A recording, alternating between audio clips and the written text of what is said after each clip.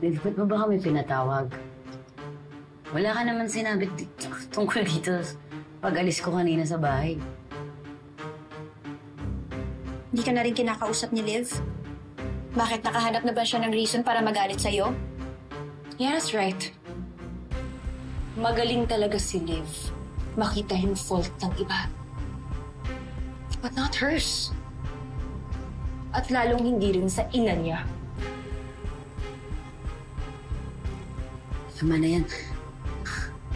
Liv, bakit nga? Ano bang pag-uusapan natin? Tungkol kay Tita Leona?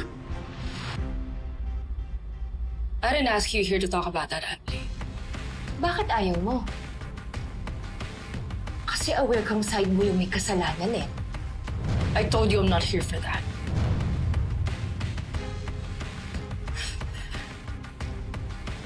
Nandito tayo ngayon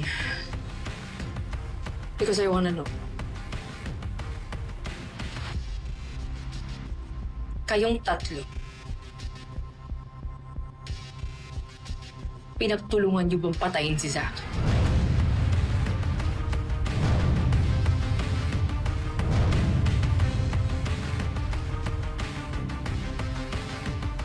Ano? What? What the hell? Pinagbibintangan mo ko? Liv, seryoso ka ba? I'm not here to be accused, Liv. Nandito ako para tanungin ka kung may kinalaman ka ba sa affair ng ina mo tsaka ni Daddy. Sabi ko na seryoso ba? Wait lang, may affair si Tito Hector at si Tita Leona? Totoo nga?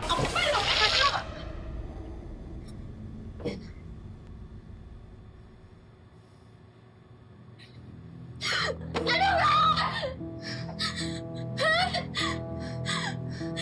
Bakit ba? Bakit ba palagi na lang ako nadadamay?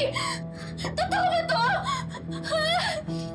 Alam mo, I should have just stayed away from the both of you. Para mas maging peaceful yung buhay ko. Para hindi na lang ako naukasahan bilang killer. That's beside the point now. May importante tayong kailangang pag-usapan. Sabihin niyo sa akin yung totoo. Nagkampihan ba kayo? To kill Zack? Sinabi na nga no! Dahil yon yung iniisip ng bagong investigator sa kaso. Ano?